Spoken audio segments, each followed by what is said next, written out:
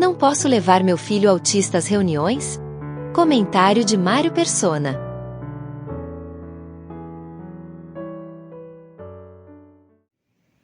A pergunta que eu recebi foi de uma mãe preocupada em levar seu filho às reuniões da Assembleia. Quando nós falamos sobre nosso filho ter transtorno do espectro autista, escreveu ela, e geralmente não fala, mas emite uns sons altos, um irmão falou que quando isso acontecesse, devíamos levar nosso filho para fora da reunião, para não atrapalhar. Aí eu fiquei em dúvida se poderia ir ou não às reuniões, pois o meu filho é hiperativo. Como proceder então? Devo ir sem o meu filho? Bem, a resposta a essa dúvida é a de muitos pais também, que têm filhos incapazes de se comportar numa reunião, não precisa nem ser autista, são filhos que não foram educados para se comportar. Eu tenho um filho com algum grau de autismo que precisou ser treinado para ficar em silêncio nas reuniões. A dúvida é, às vezes, até a indignação por achar falta de amor, impedir um bebê chorão ou um autista de participar das reuniões da igreja, mas isso vem de um entendimento supersticioso do que seria a reunião da igreja. Vindos do catolicismo, nós imaginamos que exista algum poder mágico na reunião que de algum modo poderia influenciar positivamente quem estivesse naquele ambiente. Então seria errado impedir que alguém participasse. Esse pensamento fez o catolicismo e o protestantismo projetarem templos que de algum modo influenciassem as pessoas com música, vitrais coloridos, velas, incensos, etc. Mas o que é uma reunião da igreja? A Bíblia responde: quando os primeiros cristãos se reuniam, eles perseveravam na doutrina dos apóstolos e na comunhão e no partir do pão e nas orações. Isso está em Atos 2,42.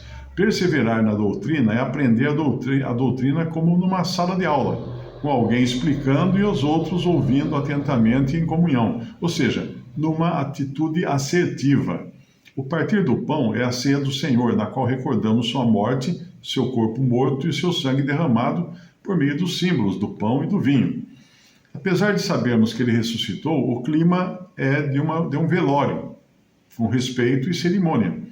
Finalmente, nas orações, quando um ora e os outros escutam atentamente, para poderem dar o seu amém, ou seja, assim seja.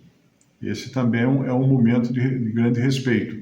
Não faltam ensinos nas cartas apostólicas para mostrar que tudo isso acontece em um clima de solenidade e respeito. Se nós estamos reunidos para aprender da doutrina e comunhão dos apóstolos, é evidente que precisam existir condições propícias para isso, como numa sala de aula. E se você foi à escola, se lembra de quantas vezes o professor pedia silêncio. 1 Coríntios 14, versículo 40, enfatiza a importância da ordem nas reuniões da igreja. Lá diz assim: mas tudo deve ser feito com decência e ordem.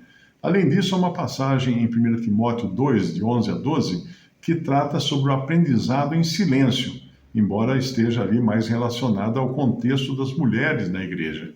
A mulher deve aprender em silêncio com toda a submissão, não permito que a mulher ensine, nem que tenha autoridade sobre o homem, esteja, porém, em silêncio. Uma ceia onde cada um faz o que quer e como quer é condenada em 1 Coríntios 11, de 20 a 21. Ali diz assim: de sorte que quando vos ajuntais num lugar, não é para comer a ceia do Senhor, porque comendo cada um toma antecipadamente a sua própria ceia, e assim um tem fome, outro embriaga-se. Não tendes porventura casas para comer e para beber? Ou desprezais a igreja de Deus e envergonhais os que nada têm? Que vos direi? Louvar-vos-ei? Nisto não vos louvo. Finalmente, apesar de o diabo ter conseguido desvirtuar as reuniões de oração no meio pentecostal, onde se cria uma balbúrdia que mais parece uma histeria coletiva, com todos falando ao mesmo tempo palavras inteligíveis ou não, né? Uma reunião de oração na igreja deve ser ordeira e feita de modo a todos entenderem o que está sendo dito, o que está sendo orado, para poderem dar o seu amém de aprovação. Paulo alerta em 1 Coríntios 14, versículo 9, assim acontece com vocês. Se não proferirem palavras compreensíveis com a língua, como alguém saberá o que está sendo dito? Vocês estarão simplesmente falando ao ar. Também em 1 Coríntios 14, versículos 23 ao 33, ele diz: Se, pois, toda a igreja se reunir e todos falarem em línguas, e entrarem alguns que não entendem ou descrentes, não dirão que vocês estão loucos? Se alguém falar em língua, deve falar dois, no máximo três, e alguém deve interpretar. Se não houver intérprete, fiquem calados na igreja, falando consigo mesmos e com Deus. Pois Deus não é Deus de desordem, mas de paz, como em todas as igrejas dos santos. Resumindo, a reunião da igreja deve acontecer em ordem e em clima solene, nada de gritarias ou demonstrações histéricas. Então, se alguém tem um filho incapaz de se controlar, deve evitar, sim, levá-lo às reuniões. Ou se tem um bebê que chora continuamente, deve sair da sala, para não atrapalhar o ensino da palavra.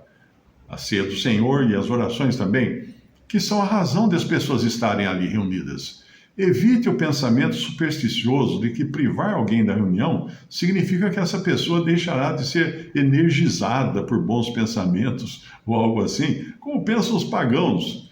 O culto cristão é um culto racional, ou seja, feito com a razão, com a inteligência, e não com os sentidos soltos e guiados por emoções. Os espíritos dos profetas estão sujeitos aos profetas, nos ensina 1 Coríntios 14, e não ficam independentes para agir como a carne mandar. Rogo-vos, pois, irmãos, pela compaixão de Deus, que apresenteis os vossos corpos em sacrifício vivo, santo e agradável a Deus, que é o vosso culto racional. E não sede conformados com este mundo, mas sede transformados pela renovação do vosso entendimento, para que experimenteis qual seja a boa, agradável e perfeita vontade de Deus. Isso está em Romanos, capítulo 12, versículo 1 a 2.